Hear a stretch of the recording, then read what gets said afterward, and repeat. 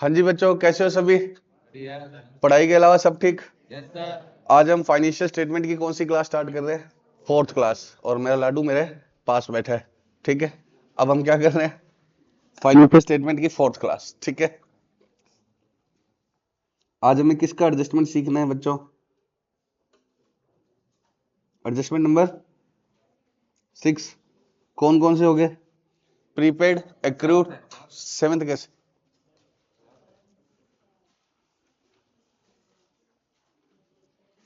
7th है, 7th, 6th तक हो गए।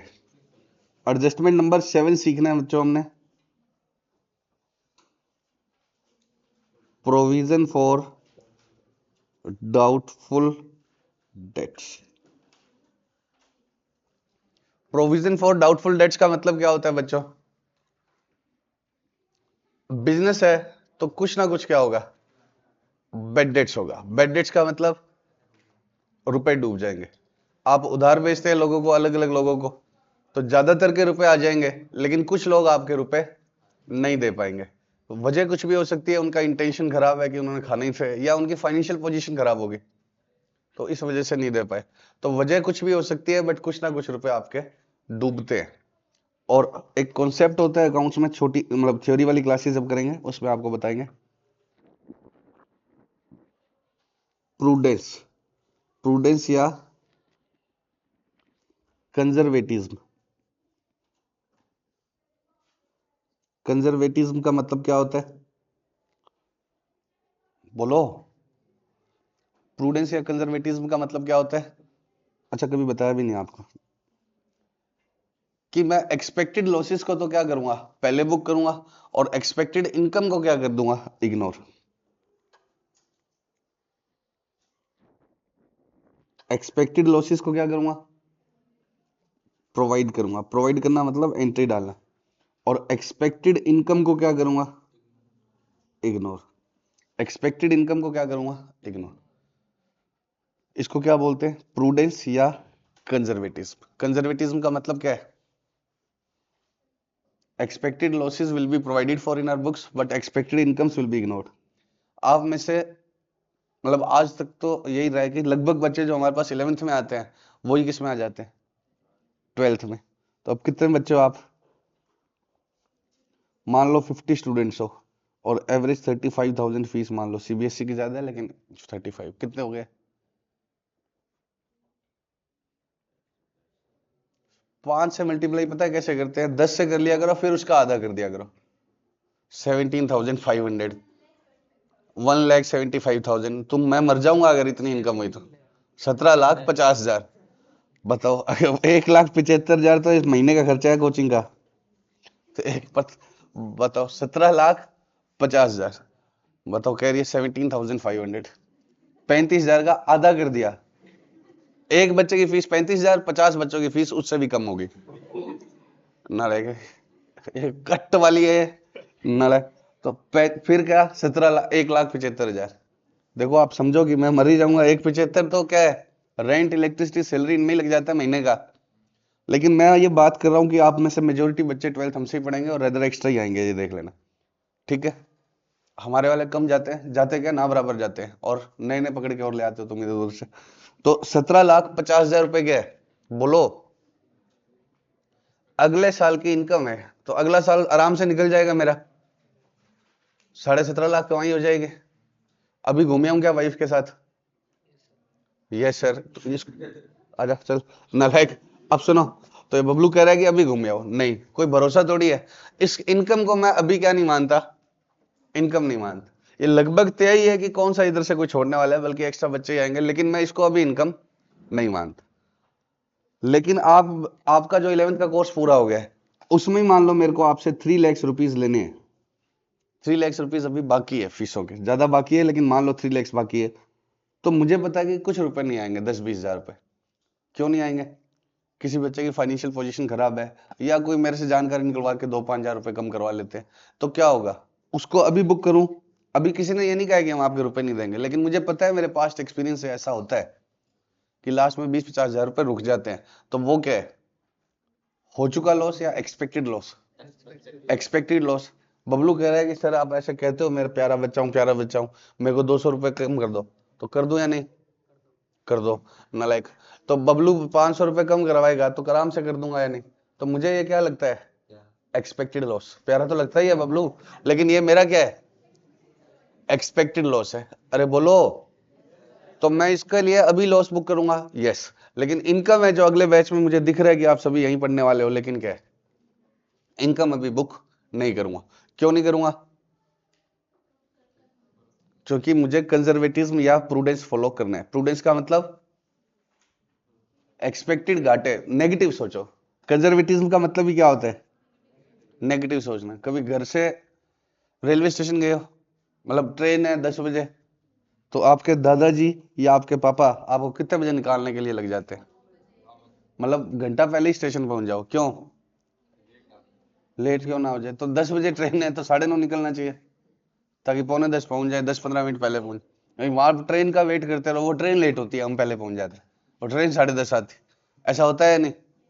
कंजर्वेटिज्म का मतलब क्या होता है हिंदी में? रूढ़िवादी सोच। रूढ़िवादी मतलब नेगेटिव सोचना, जो किस में हो जाती है? बूढ़े लोगों में। क्यों हो जाती है? कंजर्वेटिज्म बोलते ही है पुराने लोगों को, मतलब पुरानी सोच। क्यों हो जाती है? बोलो। पुराने हो गए। अब सुनो नालायक, सुनो मेरी बात को। वो नेगेटिव क्या सोचते हैं कि आप जैसे कार से जा रहे हो घर पे, स्टेशन जो छोड़ने जा रहे हैं, तो बाई चांस कार पंचर होगी तो क्या होगा? या बोलो, कोई एक्सीडेंट हो गया, कोई 100 बातें वो गलत गलत ही सोचते हैं। तो हम भी इसमें गलत गलत ही सोच रहे हैं कि घाटे लगेंगे तो उसको बुक करो, और फायदे है तो क्या करो? इग्नोर। कंजर्वेटिज्म का मतलब क्या है? नेगेटिव सोचना। और अकाउंट्स में हमें कैसे सोचना होता है? नेगेटिव। कि एक्सपेक्टेड लॉस को तो पहले बुक करेंगे, एक्सपेक्टेड इनकम को बाद में इग्नोर करेंगे। जब एक्सपेक्टेड इनकम को कब बुक करना है? जब वो इनकम हो जाए। तुम 12th में आ जाओ और ज्वाइन कर लो, पैसे दे दो, तभी मैं इनकम बुक करूंगा। पैसे देना नहीं है, मतलब उधार भी बेच दिया तो भी, लेकिन एक्सपेक्ट मत करो। पक्का? अगले साल की इनकम एडवांस मत करो। लेकिन लॉस है तो क्या होगा? मुझे दिख रहा है कि आगे घाटे होंगे तो अभी बुक करूंगा, अभी बुक करूंगा। ऐसा क्यों करना होता है? देखो, कंपनी जब बैलेंस शीट बनाती है ना, तो लोग इनमें शेयर्स खरीदते हैं। एक एग्जांपल लेता हूं मैं, एक एग्जांपल लेता हूं। मैं आपको बोलता हूं दो बातें और दोनों ही झूठ है, ठीक है? पहला केस मैं आपको क्या बोलता हूं? बिल्कुल रोजी पिक्चर दिखाता हूं कि आप समर्थ में ज्वाइन करो। पुराने बच्चे बुला बुला के, जो मेरिट वाले हैं, उनके आपके सामने बुलवाया और आपको क्या बोला? आप समर्थ ज्वाइन करो, आपकी पक्का मेरिट आएगी। फर्स्ट केस, ठीक है? सेकंड केस मैं आपको क्या बोलता हूं कि आप समर्थ में मत पढ़ो, यहां पर सारे फेल होते हैं, तुम भी फेल हो जाओगे, तो तुम यहां पर मत पढ़ो। पहला केस, मैंने आपको मेरिट के सपने दिखाए। अब क्या हो सकता है? दो बातें हो सकती है, या तो मेरी बात से भी मेरिट आ गई, और या फिर मेरिट नहीं आई। मेरिट आ गई तो कोई दिक्कत नहीं है, मैंने आपको मेरिट का कहा था, मेरिट ही आ गई। नहीं आई तो क्या हो गया? चीटिंग हो गई या नहीं? ये फिर चीटिंग की है मैंने आपके साथ, फिर तो चीटिंग हुई है ना आपके साथ, आपके साथ धोखा हुआ। सेकंड केस, मैं आपको कहता हूं यहां मत पढ़ो, फेल हो जाओगे। पढ़ोगे क्या तुम? नहीं पढ़ोगे पक्का? जाओ, फेल हो जाओगे, कह रहा हूं मैं। जाओ जाओ, फेल हो जाओगे, यहां पे मत पढ़ो, जाओ। तब भी तुम यहां पढ़ोगे, क्यों पढ़ोगे? बोलो, तुम्हें किसी ने भेजा है पुराने बच्चों ने कि नहीं ऐसे बकवास करता है वो, तो यही पागल। लेकिन क्या है? वो बकवास करता रहता है, लेकिन क्या है? बोलो। तो तुम अभी जाओगे थोड़ी, अब तुमने देख लिया इधर और आप पढ़ लिए, दो में से फिर से एक बात होगी, या तो आप क्या होगे? पास। और या जाओगे। अगर यहां मेरी बात झूठी साबित हो गई तो आपके साथ नुकसान नहीं हुआ। मैंने आपको कहा था फेल हो जाओगे, आप पास हो गए, तो आपके साथ कोई चीटिंग तो नहीं की मैंने। और फेल का कहा था, फेल हो गए तब तो गए, तब भी कोई चीटिंग नहीं है। लेकिन मैं मेरिट कहूं और मेरिट आ जाए तब कोई चीटिंग नहीं है, लेकिन ना आए तब तो चीटिंग है ना। मैं आपको मेरिट के सपने दिखाकर यहाँ पर क्या कर लूं? रोक लूं। और क्या है? बाद में मेरिट ना आए, मेरी बात झूठी साबित हो जाए, तो मैंने आपके साथ चीटिंग करी। मैंने आपको फेल का कहा था और तब मेरी बात झूठी साबित हो जाए, आप पास हो जाओ, तब क्या है? कोई चीटिंग तो नहीं हुई?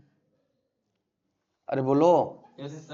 तो एक कंपनी प्रॉफिट हुए ही नहीं और एक्सपेक्टेड प्रॉफिट बता रहा है। अब रिलायंस में दुनिया भर के लोग शेयर खरीदते हैं, पढ़ लिया ना मैनेजमेंट में शेयर क्या होता है और ये होता है। तो रिलायंस में आज तुम्हारे पापा, मेरे पापा अपनी सेविंग्स लगाते हैं, और वो एक्सपेक्टेड प्रॉफिट जो हुए ही नहीं है वो पहले बुक कर ले, और उस लालच में तुम्हारे पापा और मेरे पापा ने क्या लगा दिया?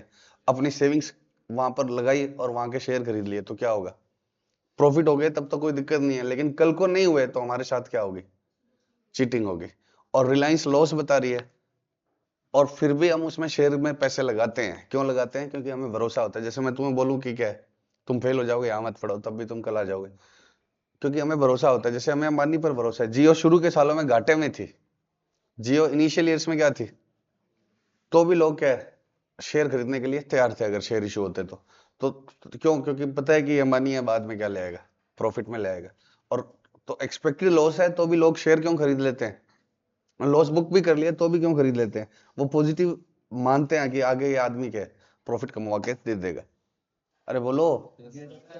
और हमने खरीद लिए तो लॉस हो गए तो उसने पहले ही बता दिए थे, लेकिन प्रॉफिट हो गए तो क्या है, हमारा फायदा ही हुआ ना। बोलो। तो आपके एक्सपेक्टेड लॉस है, आप शेयर होल्डर को बताओ, बावजूद इसके वो शेयर खरीद रहे हैं और घाटे हो गए तो उनको पहले से पता था, लेकिन फायदे हो गए तो उनका फायदा ही हुआ। लेकिन आपने एक्सपेक्टेड प्रॉफिट बुक कर दिए तो क्या होगा? कल को वो प्रॉफिट नहीं हुए तो शेयर होल्डर्स के लोगों के साथ क्या हो जाएगी? चीटिंग हो जाएगी। इसलिए अकाउंट्स में हम क्या सोचते हैं? नेगेटिव, कि कंजर्वेटिव में कि घाटे है तो पहले ही बुक कर दो, लेकिन प्रॉफिट्स है तो उनको होने पर ही बुक करो, एक्सपेक्टेड प्रॉफिट्स पहले बुक मत करो। ये बात समझ में आ गई? सर बात तो समझ में आ गई, लेकिन इसका क्या लेना देना है प्रोविजन फॉर डाउटफुल डेट्स? अभी बताता हूँ। कुछ रुपए कम मिलेंगे या नहीं, ये बात बताओ। देखो, बिजनेस है तो क्या होगा? अनसर्टिनिटीज होगी ही होगी। बिजनेस है तो क्या होती है? अनसर्टिनिटीज, और कुछ रुपए पक्का कम आएंगे। लेकिन अब एक बात बताओ, तुम में से 5 बच्चे फीस ना दे तो मैं लॉस में हूँ और प्रॉफिट में? तब प्रॉफिट में हूं ना। 45 के तो इतने आएंगे जिससे मेरा रेंट सैलरी सब निकल जाएगा। 50 बच्चे हो तुम, 5 बच्चों की फीस नहीं भी आई तो क्या होगा? ओवरऑल तो मैं प्रॉफिट में ही हूं ना। अरे यस और नो? आपसे हमने फीस कब मांगनी स्टार्ट करी? 3 महीने, 2-3 महीने बाद। पहले 3 महीने मेरी जेब से लग रहे थे। टीचर्स की सैलरी, रेंट वगैरह तो मैं दे ही रहा था। तो मैं ओवरऑल तब भी क्या था, मुझे पता है कि 2-4 छोड़ जाएंगे और क्या होगा, लेकिन तब भी इतना थोड़ी है कि सारे ही छोड़ जाएंगे। तो लग रहे हैं, लेकिन मुझे पता है कि आगे जाकर मैं ओवरऑल किस में आ जाऊंगा? प्रॉफिट में आ जाऊंगा। लेकिन अब ऐसे काम ही ना करे, पहले दिन लिचड़पंथी करने लग जाए, 4 दिन हो गया, डेमो पूरा हो गया, पैसे लाओ, तो क्या होगा? कोचिंग की इमेज खराब होती है। लेकिन मुझे पता है कि 2-4 की नहीं भी आएगी तो भी ओवरऑल हम क्या होंगे? प्रॉफिट में आ जाएंगे या नहीं? यस और नो? पक्का? तो बिजनेस करते हैं हम ये मान के चलते हैं 100 लोगों को माल बेचेंगे तो 95 के आएंगे, बट 95 से भी इतनी कमाई हो जाएगी कि वो 5 का लॉस क्या हो जाएगा? कवर हो जाएगा। बिजनेस है तो ऐसा होगा। पक्का? अब प्रोविजन फॉर डाउटफुल डेट्स क्या होता है? कि मैंने डेटर्स को रुपए उधार बेचा हुआ है माल। मैंने डेटर्स को क्या किया हुआ है? उधार बेचा हुआ है। तो उधार बेचेंगे तो क्या होगा? कुछ रुपए डूब जाएंगे। अब वो डूबेंगे बाद में, लेकिन हम पहले से उसका क्या बनाएंगे? लॉस बुक करेंगे। उसको हम क्या बोलते हैं? Provision for doubtful debt. Normal सी एंट्रीज लेके बात स्टार्ट करता हूं। परचेज टू कैश कितने का? 1 लाख। पहले कैपिटल लगा लेते हैं, नहीं तो कैश नेगेटिव हो जाएगी। Cash account debit to capital account. 5 lakh की कैश लगा ली। उसके बाद में परचेज टू कैश, 2 लाख के गुड्स खरीद लिए। बेचा उधार, डेटर्स टू सेल्स, 2.5 लाख। कितने का था ये? नहीं, 1.60 का ही माल बेचा है अभी। जो बेचा है वो कितने का है अभी? 1.60 का। प्रॉफिट में बेचा है ना। तो कितने का क्लोजिंग स्टॉक पड़ा है मेरे पास अभी भी? 40,000 का। 2 lakhs का परचेज किया, आउट ऑफ विच 160 का कितने में सेल कर दिया? 215। तो still I have the stock of 40,000। अब इन डेटर से रुपए मांगे तो कितने रुपए आ गए? 2 लाख। 50,000 से अभी लेने बाकी। इतने से मेरा ट्रायल बैलेंस बनवा दो फटाफट से।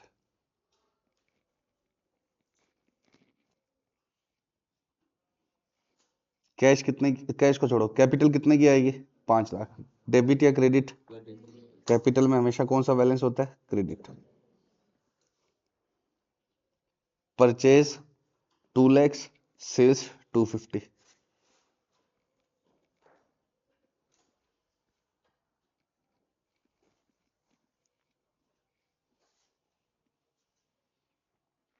उसके बाद डेटर्स 250 माइनस 2 lakhs कितने रह गए? 50,000 रह गए ना। डेबिट में क्यों लिख रहा हूँ? डेबिट बैलेंस होगा हमेशा असेट है। 250 डेबिट हुआ है तो उससे ज्यादा कभी भी रुपए नहीं आएंगे। एक एंट्री और ले लो, नहीं तो P&L खाली चला जाएगा। सैलरी टू कैश कितने की? 10,000 की। सैलरी कितने का आने लग जाएगा? कौन है? 10,000 की। अब बताओ क्या रहेगा? कैश कितने का? मेरे साथ ही में करना। 5 lakhs प्लस 2 lakhs गया तो कितना रह गया? 3 lakhs। फिर 2 lakhs आ गया, कितना हो गया? 5 lakhs। और फिर 10,000 गया तो 490। सब कुछ सही किया है तो ये टैली हो जाएगा। 750 750 सही है ना? पक्का? अब बताओ ट्रेडिंग P&L बैलेंस शीट बनाओ। टी ट्रेडिंग अकाउंट के ऊपर क्या लिखते हैं? Trading account for the year ending. Opening stock था ही नहीं। परचेज कितने की करी थी? 2 lakhs। सेल्स कितने की थी? Purchase 2 lakhs, sales 250। Closing stock कितने का बचा हुआ है अपने पास? कितना? 40,000।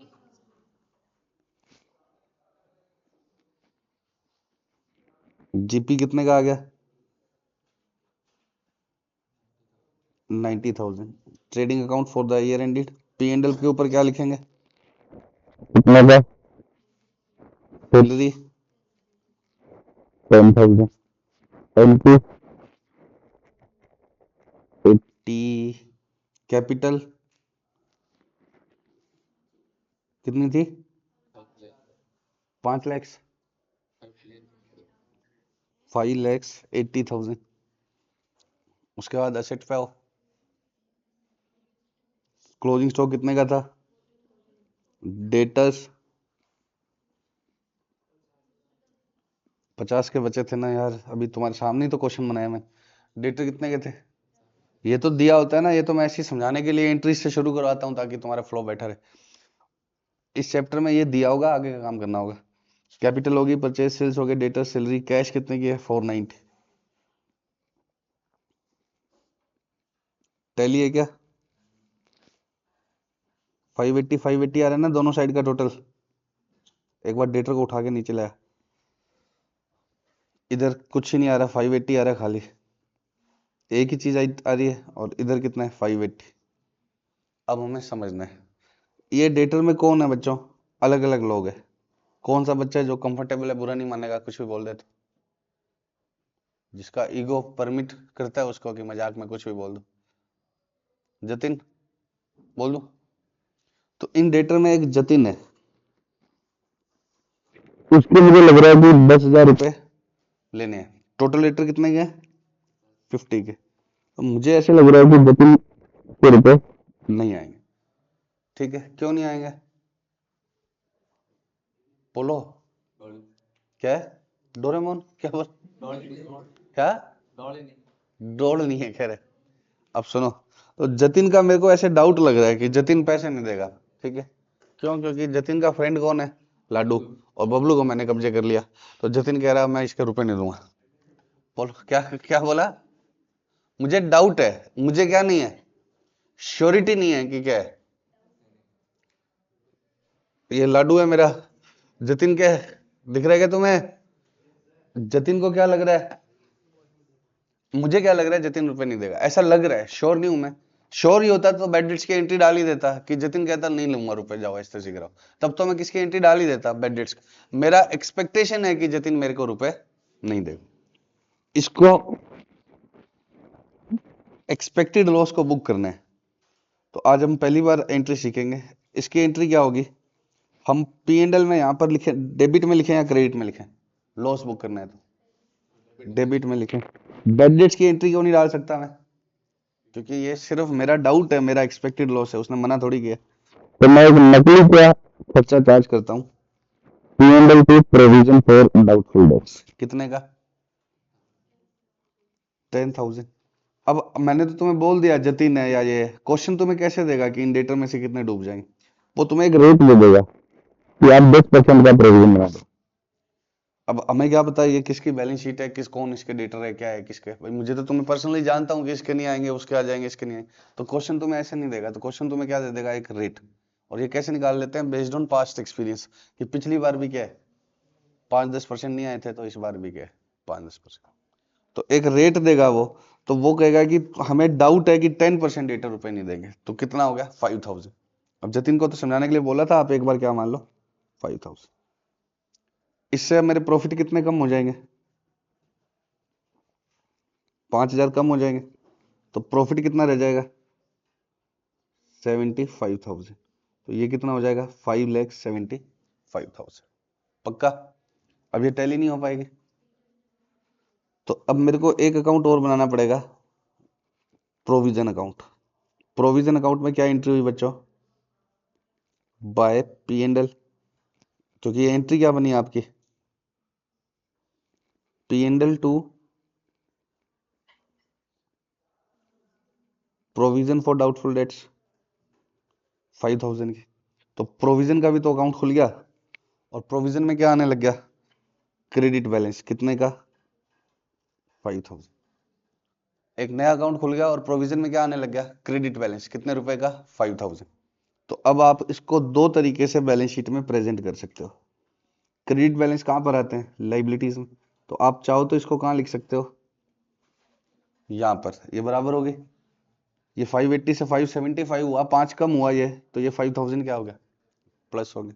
और दूसरा तरीका क्या है? आप इसको, दूसरा ऑल्टरनेट तरीका क्या है कि डेटर में से माइनस करके दिखा दो। ये भी गलत नहीं है जो मैंने लिखा है। और दूसरा ऑल्टरनेट तरीका क्या है? इस 5,000 को यहां ना लिख के कहां लिख दो?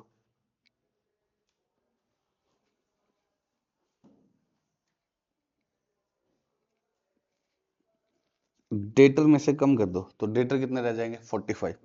तो 5 यहां से कम हुआ, 5 यहां से कम हुआ।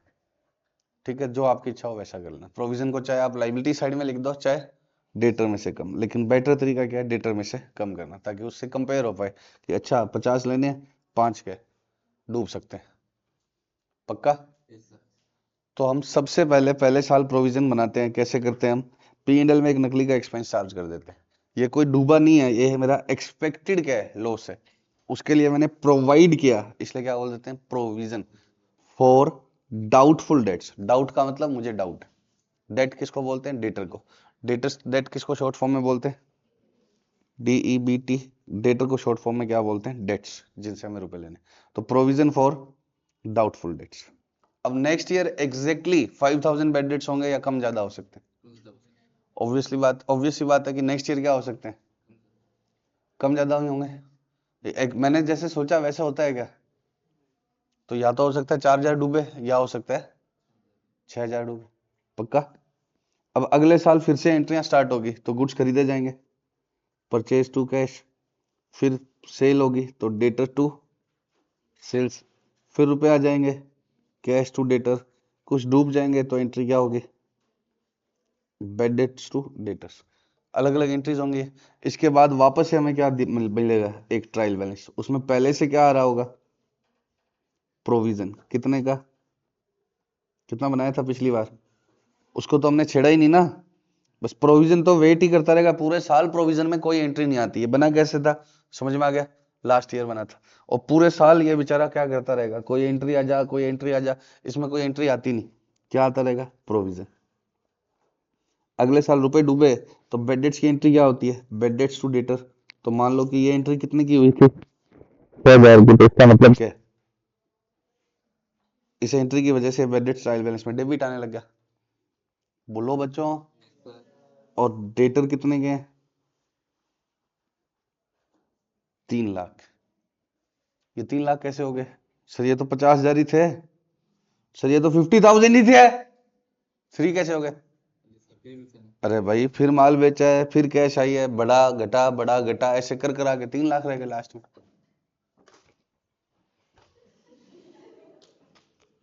समझ रहे हैं क्या बबलू? पक्का? डेटर सेम रहेंगे या नहीं? बुरा तो नहीं मान लेना, ये ऐसे दांत निकालिए, इग्नोर। अब सुनो, प्रोविजन कितने का आएगा? अरे बोलो, प्रोविजन कैसे आया ये? लास्ट ईयर की एंट्री हुई थी ना, उसके बाद इसमें कोई चेंज नहीं हुआ।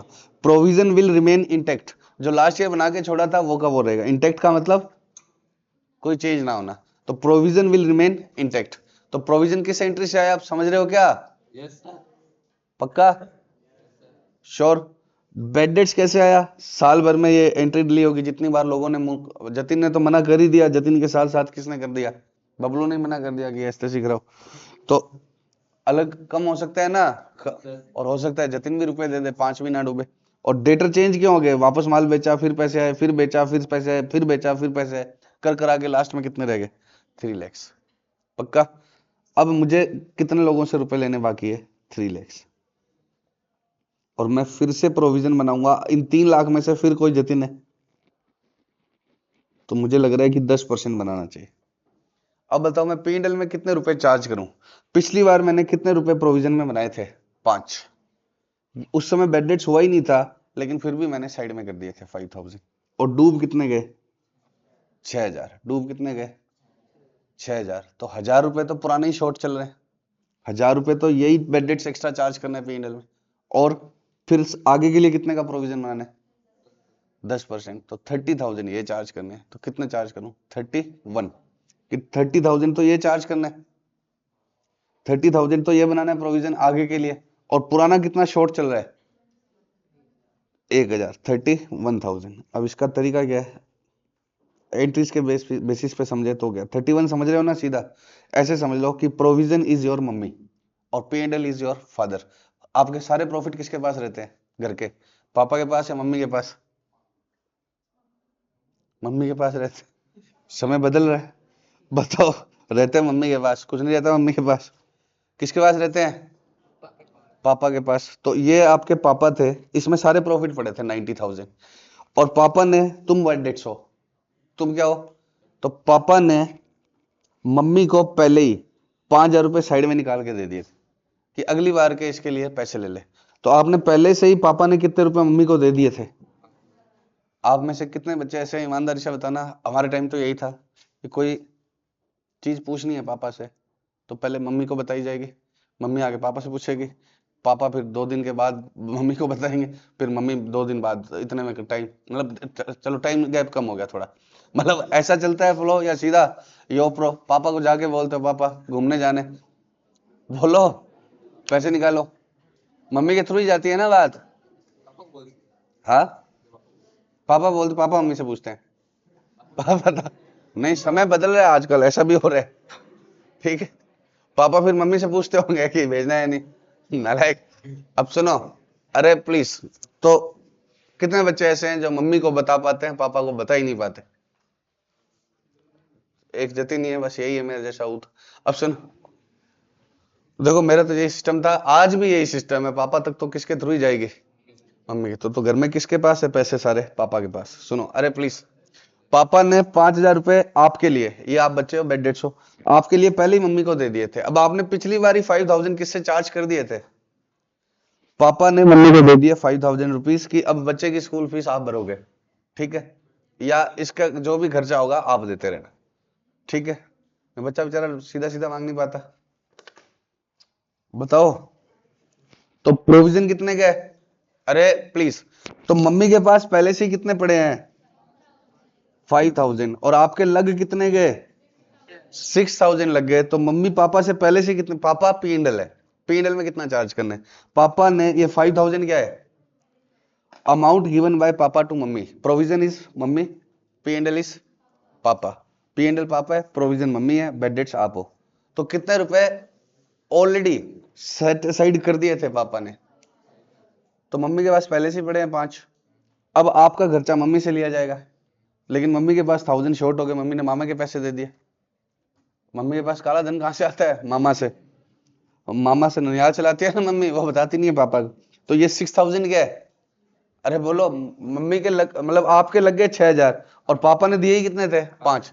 तो मम्मी पहले से ही पापा से कितने मांग रही है? 1000 रुपए। और अगली बार की फीस के लिए कितने चाहिए? 30। तो पापा कितने दे मम्मी को? 31। इतनी सी कहानी है। P&L में कितना प्रोविजन आएगा? 31,000।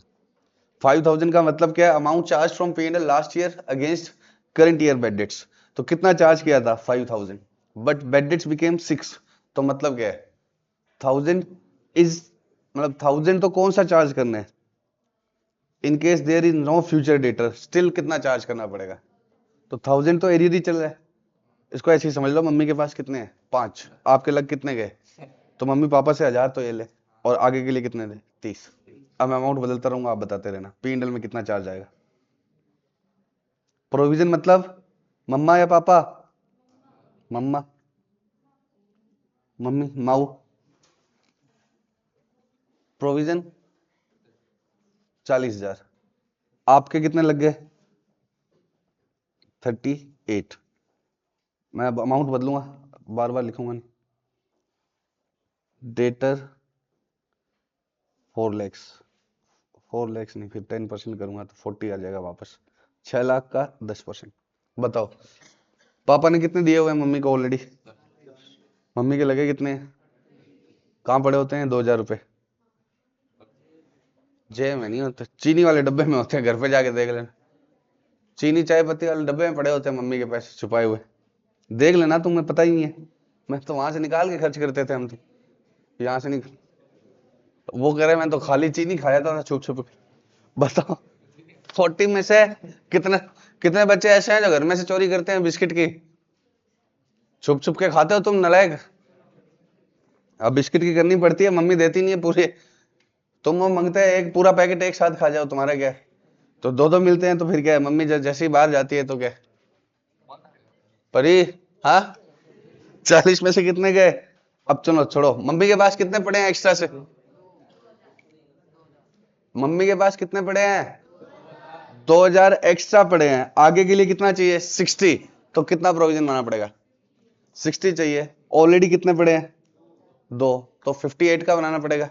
अब इसका मतलब समझो, हमने लास्ट ईयर P&L से कितने चार्ज कर लिए थे? 40। मुझे लगा कितने जतिन निकलेंगे? 40,000 के। लेकिन जतिन अच्छा निकला, जतिन ने 38 ही खाए। तो 2000 रुपए क्या है? कम खाए। तो मेरा 2000 तो P&L से पहले से ही चार्ज है। तो अब मैं कितना और चार्ज करूं? 58। अब मेरे को फॉर्मूला बनाना पड़ेगा। क्या फॉर्मूला बनाऊं? आप एक फॉर्मूला बनाओ सबसे पहले, जैसा आपके किताबों में लिखा होता है। बात तो समझ में आ गई। लो, अमाउंट बदलता रहूंगा, आप अपने आप बताते रहोगे। जो समझ गया वो तो 1 मिनट में बता देगा, नहीं तो ये सबसे मुश्किल एडजस्टमेंट। बताओ कितना चार्ज करूं P&L से? 61 या 61? क्योंकि मम्मी के पास कितने कम है पहले से? 1000 कम है।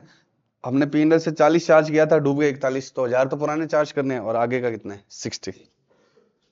ले, ये ताऊ कौन है? 38। कितना चार्ज करना है? 58। चाहिए कितना? 60। ऑलरेडी कितना है? 2 पड़ा है। 49। 69,000। 8 लैक्स कर दूं इधर तो कितना चाहिए आगे के लिए? 89। ये गायब कर दूं तो पहले से है ही नहीं मम्मी का। आगे से अभी हम पहली बार प्रोविजन बनाना स्टार्ट कर रहे हैं। 80 प्लस 49, 129। पक्का? मम्मी बेचारी क्या है? नहीं नहीं आई, शादी नहीं हुई। मम्मी के पास पैसे ही नहीं है, मैं क्या? 657 लैक्स। बताओ कितना हो गया? आगे के लिए कितना चाहिए? 70,000। मम्मी के पास पहले से 1 पड़ा है, 69। अब की बार वाला का आंसर आराम से सोच के देना, बिल्कुल सोच के देना। आराम से।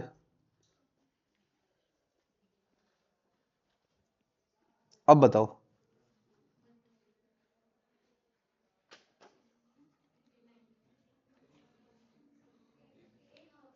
कितना? 8,000, 6,000, 1,000 और 30,000 है अमाउंट्स। इसमें माता आती है यार, इसको मेहंदीपुर छोड़ के आओ। जोश क्यों खाती है तुम? हाँ, 8 कैसे आएगा? मम्मी के पास पहले से कितने हैं? 6 और 1,000 ही डूबे, तो मम्मी के पास ऑलरेडी 5 पड़े हैं। मम्मी को आगे के लिए कितने चाहिए? 3 ही चाहिए, तो मम्मी के पास स्पेयर पड़े हैं। We charge from P&L 6,000 in earlier years. पहले हमने 6 चार्ज कर लिए, डूबे कितने? केवल 1,000 ही। तो अभी भी कितना एक्स्ट्रा चार्ज किया हुआ पड़ा है? 5। और आगे के लिए भी कितना चाहिए? 3। तो अब मम्मी पापा को दे दे बचा हुआ पैसा। हमने लास्ट ईयर में एक्सेस, बहुत ज्यादा एक्सेस प्रोविजन बना लिया। जतिन 1 रुपया भी नहीं खाया या बहुत कम रुपए खाए, और मुझे फालतू में ही डाउट था, जतिन अच्छा आदमी था, मैंने बहुत सारा क्या बना दिया? प्रोविजन, लेकिन मेरे रुपए बहुत कम डूबे। और आगे वाले भी क्या है, इतने मतलब अभी भी एक्स्ट्रा ही पड़ा है। तो इस बार P&L में चार्ज नहीं करना, P&L के बाय साइड में आएगा। कैसे आएगा बाय साइड में? मम्मी के पास कितने पड़े हैं? 6 माइनस 1, 5 ही पड़े हैं, और आगे के लिए चाहिए ही कितने? 3। तो 5 में से 3 हटाओगे तो कितने आएंगे? 2। तो मम्मी के पास 2,000 एक्स्ट्रा पड़े हैं, वो प्रोविजन कहाँ आएगा? बाय साइड में। जनरली हम चार्ज करते हैं, लेकिन इस बार मम्मी वापस किसको दे देगी? पापा को, कि इतने चाहिए ही नहीं थे। अरे यस और नो? अब मैं पैरेलल एग्जांपल बना रहा हूँ 5-7, ताकि तुम्हारे को आमने सामने नोट हो जाए, तो क्या हो, कंपैरिजन हो जाए। ये लास्ट वाला नहीं आएगा आपके एग्जाम में, ये तो आगे CA में आता है, तब कराना पड़ता है। ठीक है, अब सुनो। अरे प्लीज बच्चों, बातें नहीं मुर्गा बनाने। एग्जाम्पल नंबर 1,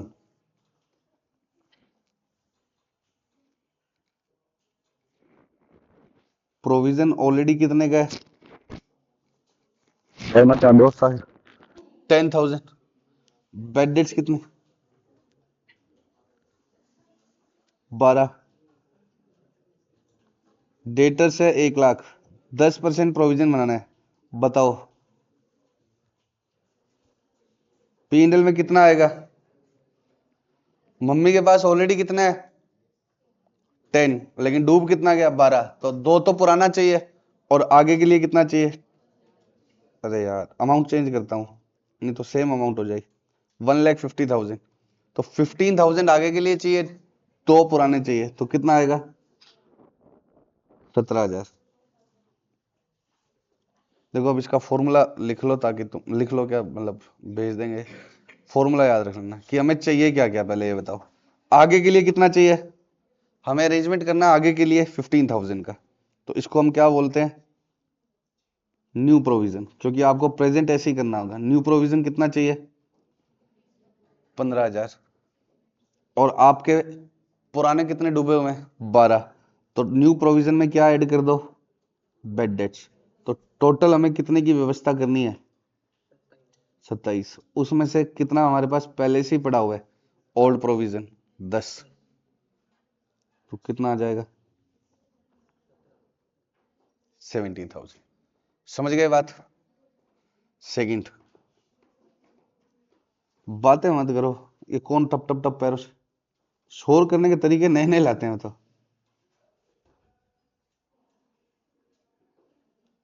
कॉपी,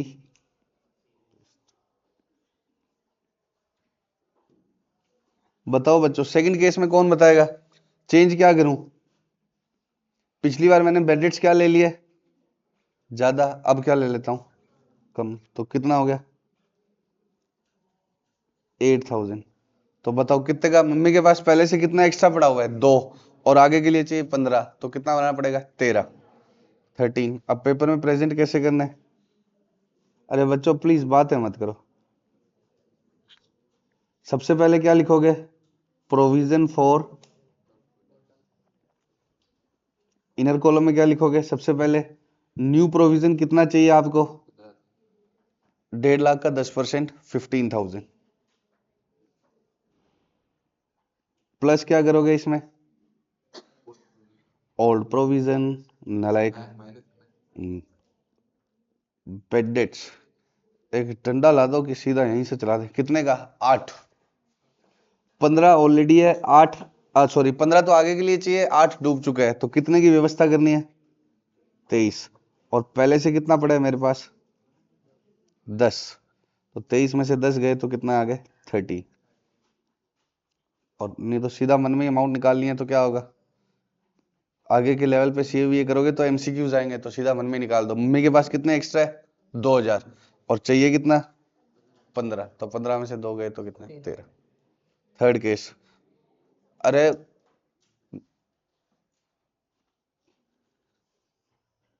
बताओ तीसरा क्या बनाऊं,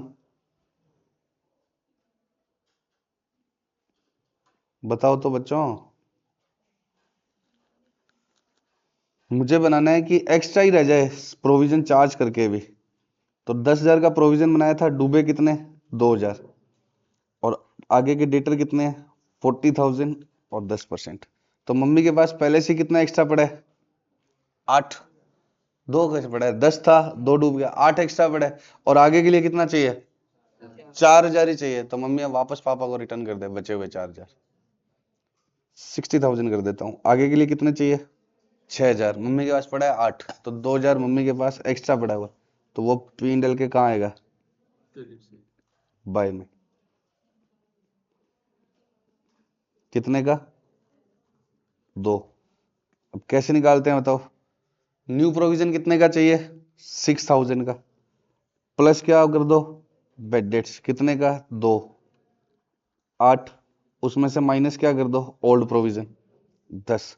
और जब ये अमाउंट आपकी नेगेटिव आने लग जाए तो आप चुपचाप से इसको कहाँ लिख देना बाय में। अब वो पता कैसे लगेगा बाय में लिखना है, जब ये अमाउंट नेगेटिव आ जाए। तो क्या फॉर्मूला रहेगा बच्चों, new provision plus bad debts minus old provision. ये कहां पर आएगी, amount to be charge in P and L से कितनी अमाउंट चार्ज करनी है ये वाली, पक्का sure. Amount to be charge from P and L कितनी है, न्यू प्रोविजन कैसे आएगा, closing debtors into rate by 100, old provision trial balance में ये सब दिए होंगे ट्रायल बैलेंस। श्योर बोलो। अब बैलेंस शीट में पता है क्या आएगा डेटर, बैलेंस शीट में कैसे शो करते हैं,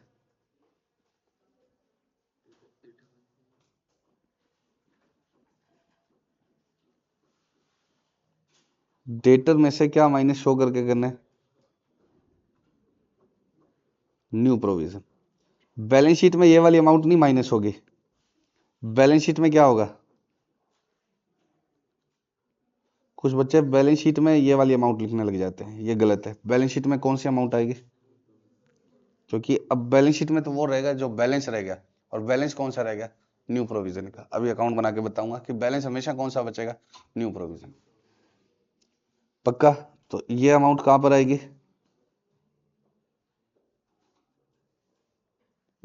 बैलेंस शीट में, और ये अमाउंट कहां पर आएगी पी एंड एल। मेरे को बस ये समझाना है कि ये बैलेंस शीट में ये क्यों आएगी। करूं स्टार्ट,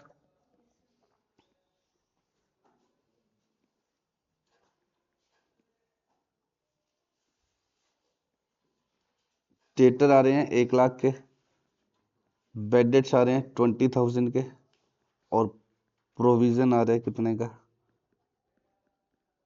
12,000। आगे के लिए कितना बनाना है 5%। एंट्रीज बताओ पहले, प्रोविजन में बैलेंस कौन सी साइड में लिखूं, टू बैलेंस बीडी या बाय बैलेंस बीडी।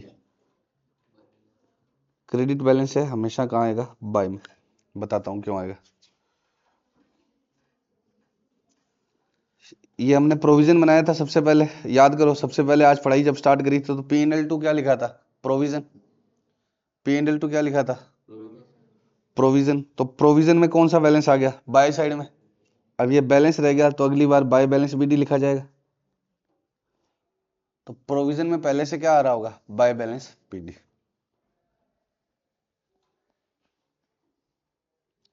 अब जो ये रुपए डूब गए इसकी एंट्री क्या हुई है, ये ट्रायल बैलेंस में कैसे आया? जनरल एंट्री से। क्या एंट्री बनी? Bad debts to debtors. ये एंट्री हो चुकी है या होनी बाकी है? हो चुकी है। If something is appearing in trial balance तो वो किस वजह से आ रहा है? Due to entries. Trial balance किससे बना? लेजर से। लेजर किससे बने? एंट्री से। तो if bad debts is appearing in trial balance तो क्या है? इसकी एंट्री ऑलरेडी हो चुकी है। अब ये 2000 हम पी एंड एल से चार्ज करेंगे? नहीं। जनरली हम लॉसेस को कहां से चार्ज करते हैं? पी एंड एल से। बट हमने इसके लिए ऑलरेडी क्या 20,000 है, सॉरी, हमने इसके लिए ऑलरेडी क्या बना दिया था? प्रोविजन। तो अब इसको कहां से चार्ज करेंगे? जैसे सैलरी है, सैलरी की एंट्री हम क्या करते हैं? Salary to cash. Year end पे इसको कहां भेज देते हैं? P and L to salary. इससे पी एंड एल अकाउंट में कहां जाता है? टू साइड में। तो इसको भी बेड डेट्स को भी पी एंड एल में भेजना चाहिए, बट हम इस बार पी एंड एल में क्यों नहीं भेजेंगे?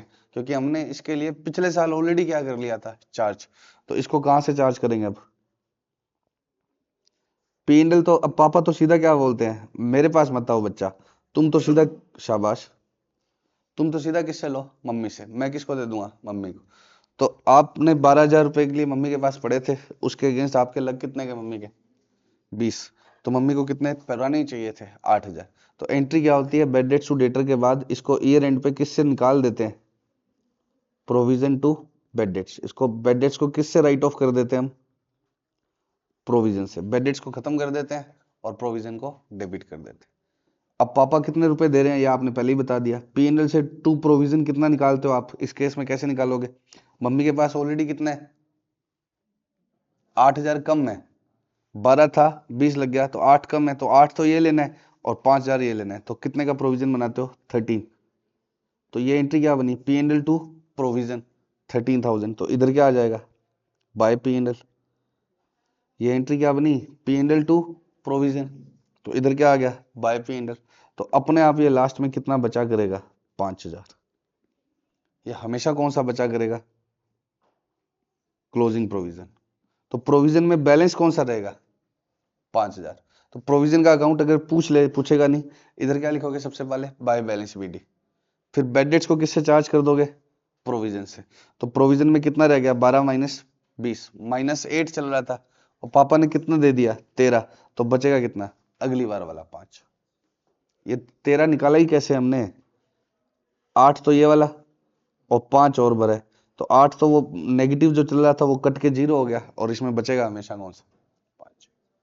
तो प्रोविजन के अकाउंट में हमेशा कौन सा बैलेंस पड़ा रहेगा? 5,000। और बैलेंस शीट में कौन सा आता है? जो बैलेंस बच गया। तो इसलिए बैलेंस शीट में हमेशा कौन सा आएगा? न्यू प्रोविजन है। बैलेंस शीट में हमेशा कौन सा आएगा? New provision. एक और लेता हूं, रुको।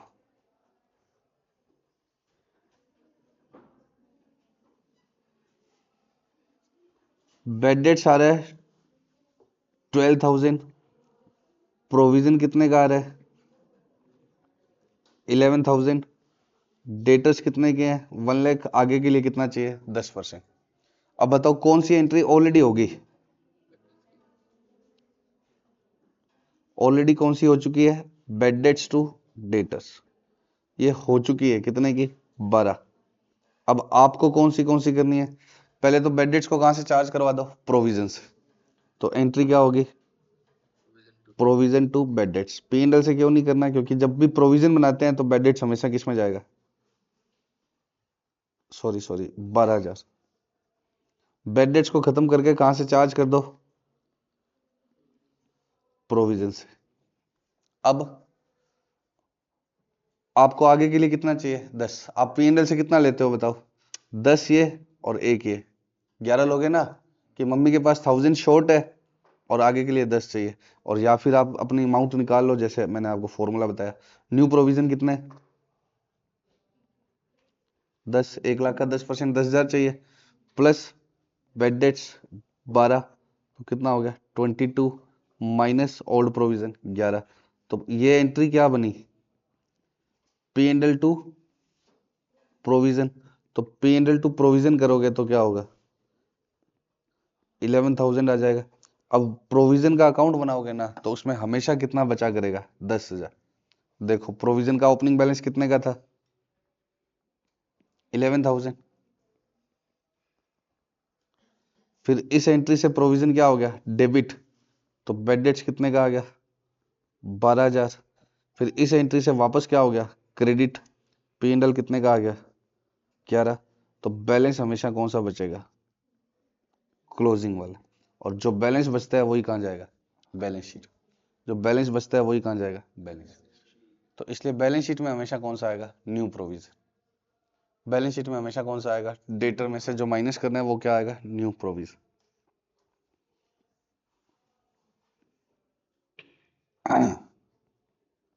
बेड डेट्स डेटर्स प्रोविजन, ये आ रहा है 15,000 का, बेड डेट्स आ रहे हैं 12,000 के, डेटर्स आ रहे हैं 120 के, और प्रोविजन कितने का बनाना है 6%। अब फटाफट से बताओ क्योंकि आपको पी एंड एल और क्या बनाने हैं बैलेंस शीट।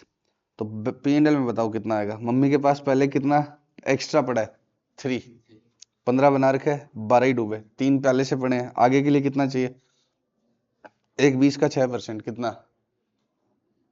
72, तो 7200 चाहिए, 3000 ऑलरेडी पड़ा है तो कितना चाहिए 42। तो पी एंड एल में कितना चार्ज करेंगे 42, और क्या लिखोगे to provision for doubtful debts. Formula बनाना है तो क्या बनाया था हमने, सबसे पहले क्या चाहिए न्यू प्रोविजन कितने का 7200 का, कैसे आएगा एक 20 का 6%, 72 चाहिए प्लस बेड डेट्स कितने के 12,000, तो कितना हो गया 19,200, लेस ओल्ड प्रोविजन कितने का 15, तो 19,200 में से ओल्ड माइनस कर दोगे तो कितना आ जाएगा 42।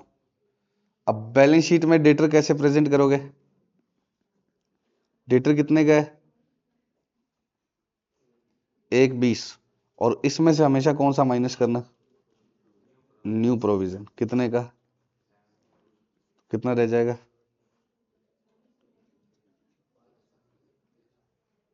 एक 20 में से पहले 7 हटा लो, एक 13, 200 और हटा लो, एक 12, 800।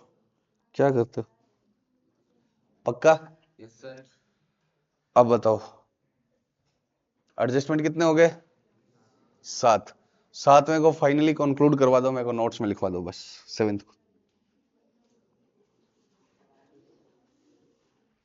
एडजस्टमेंट का नाम क्या होगा प्रोविजन फॉर